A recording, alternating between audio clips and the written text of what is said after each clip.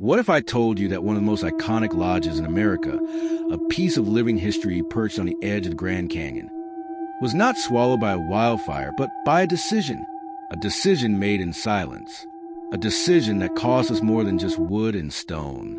It cost us a piece of our national soul.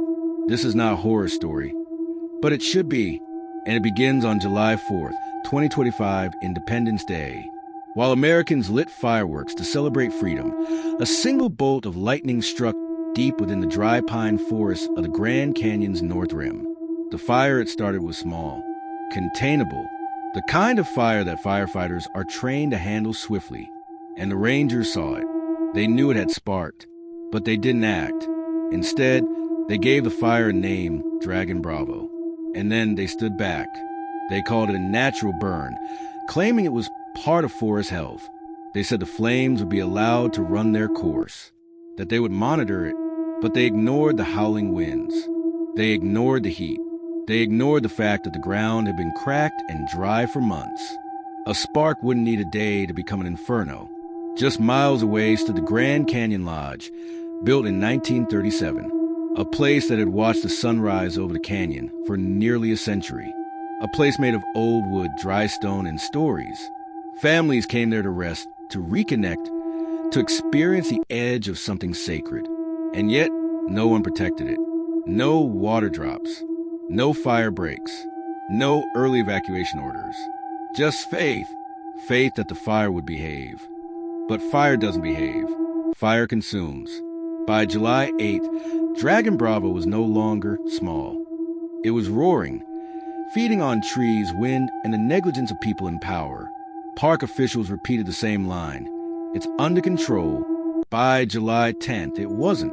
By July 12th, tourists at nearby viewpoints said they could see a wall of smoke rising like a monster from the forest floor. Some reported hearing the distant sound of trees exploding. Still no action. And then, on the night of July 13th, it happened. The flames arrived at the North Rim.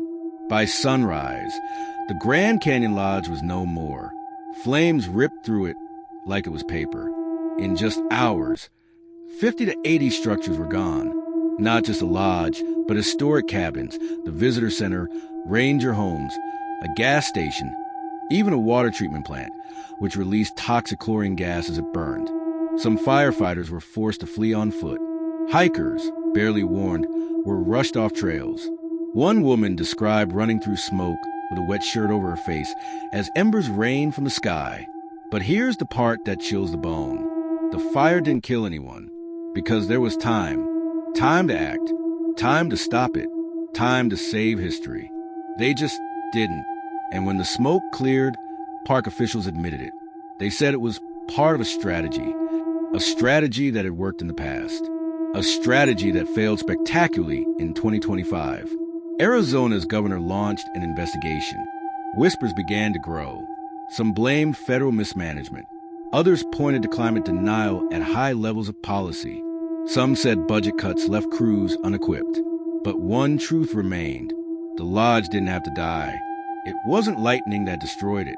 It was the silence, the hesitation, the strategy that chose nature over wisdom at the worst possible time.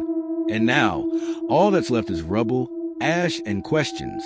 How many more pieces of our past have to burn before we change? How long can we keep pretending the climate isn't different? How many disasters must be called natural when they were preventable? The Grand Canyon Lodge stood through world wars, blizzards, and generations of footsteps echoing across its wooden floors.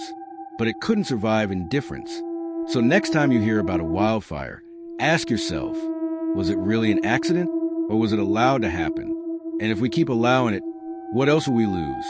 Because if silence can burn down a lodge, it can burn down a nation. And that is the story they'll never show you on the news.